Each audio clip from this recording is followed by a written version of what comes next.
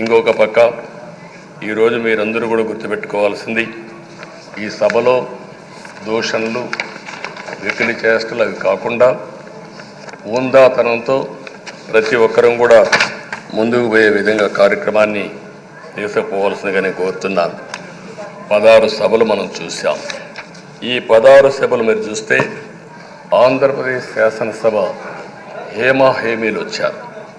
అందులో టంగుటూరి ప్రకాశం పంతులు, ఎన్జి రంగా, నీలం సంజీవరెడ్డి, బెజవాడ గోపాల్ రెడ్డి, తెన్నేటి విశ్వనాథం, గౌత లచ్చన్న, పివిజి రాజు, పుచ్చలపల్లి సుందరయ్య, అయ్యదేవర కాళేశ్వరరావు, చండ్ర పుల్లారెడ్డి, వావిలాలు గోపాలకృష్ణయ్య, మోటూరి హనుమంతరావు, గుంటూరి బాపనయ్య, కాకాని వెంకటరత్నం లాంటి ఉద్దండులందరూ వచ్చారు.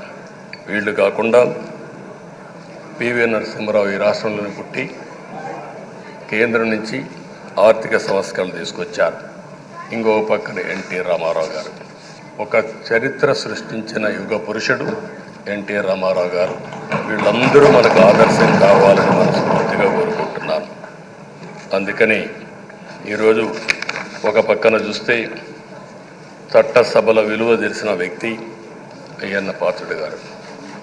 అనేక సందర్భాల్లో ఒక్కోసారి ఆవేశాలు మెంబర్లో వచ్చాయి.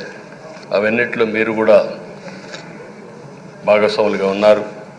కానీ ఈరోజు నేను కోరుకునేది, మీ ఆధ్వర్యంలో రాజ్యాంగ స్ఫూర్తి నిలుస్తుందని, ప్రజాస్వామ్యాన్ని కాపాడతారని, ఈ సభ హోందాగా నడుస్తుందని దాంట్లో నాకు ఏమాత్రం అనుమానం లేదు. ఆ నమ్మకం ఉంది. దానికి మరొక్కసారి మీ యొక్క ఆధ్వర్యంలో భగవంతుడు అన్ని విధాల మీకు ఆ శక్తినివ్వాలని, తప్పకుండా ఈ అసెంబ్లీ సెషన్స్లో ఈ 5 ఏళ్లలో రాష్ట్రానికి కొన్ని సమస్యలు ఉన్నాయి. వాటి మీద ఎక్కువ మనం ఫోకస్ పెట్టాల్సిన అవసరం ఉంది. రాజధాని కట్టుకోవాలి, పోలవరం పూర్తి చేసుకోవాలి, నదుల అనుసంధానం చేసుకోవాలి, పెట్టుబడులు రావాలి, మౌలిక సదుపాయాలు కలిగించాలి, బీసీలకు, బడుగు బలహీన వర్గాలకు న్యాయం చేయాలి.